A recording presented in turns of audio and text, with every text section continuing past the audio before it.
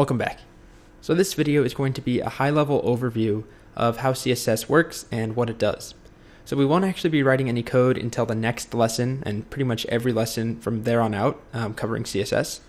But what we are going to do is three important things. We're going to define CSS and talk about the role that it plays, why you use it, what it does. We're going to view some websites that have CSS. We're going to take the CSS away and see how they change. And then we're going to define this general rule that we'll follow for every CSS line that we write. So let's go ahead and talk about what CSS stands for. Cascading style sheets. So the cascading part we're actually going to come back to in a later video, but the style sheets is pretty self-explanatory. Remember that CSS is often considered the adjectives or the skin, where HTML would be the nouns. So HTML is the structure. We want a heading here and a bullet point here. We use CSS to say, make the headings purple and font size 50 pixels and move this down to the bottom and give it a border. So we use it to describe how things should look. So style sheets, the other part is the sheets part of it. And what that means is that we're going to be writing these separately from our HTML. They are not inside HTML. They are separate documents that we then include in our HTML. So let's start by taking a look at some examples. There's a site that I really like called CSS Zen Garden.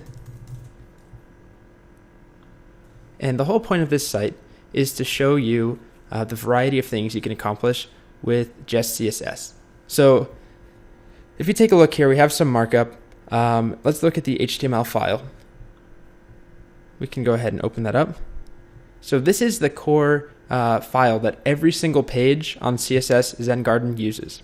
So you can see it's pretty basic. We've got some headings, we've got some paragraphs, some links, some bullet points at the bottom. And then the whole idea of this site is that contributors take this HTML and write their own CSS without changing the HTML at all. So you only change the CSS, the structure is the same, and you end up with different results. So here's one. And on the right side, we can check out a few others. And there's a bunch of them on this site, and actually you can contribute your own if you wanted to. Well, let's take a look. So this one is radically different. Total different layout, different color schemes, fonts, images. This one is also very different. It has this nice loading animation, all done with CSS.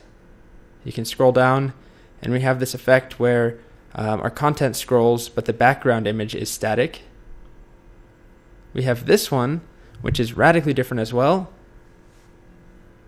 And we could spend all day on here. Let me just find one more, which is my favorite, which is a robot named Jimmy. We get this little robot that pops up and is spinning a starburst in the back. Also another scrolling effect. So I'm showing this to you so that you can see how powerful CSS is. It basically is the skin, as we talked, or the adjectives for your structure. It can change, a site from looking like this,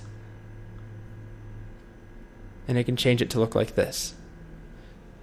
So hopefully that's enough to get you excited about learning CSS. Our HTML sites so far have been pretty bland. We haven't had any style besides the default black and white styles. So next up, I want to talk about a general rule that every line of CSS that we write will follow. So this pattern here, it looks like this. We select something. So we're going to talk a lot about what actually goes there, but we'll select something like all H1s or every anchor tag inside of an LI.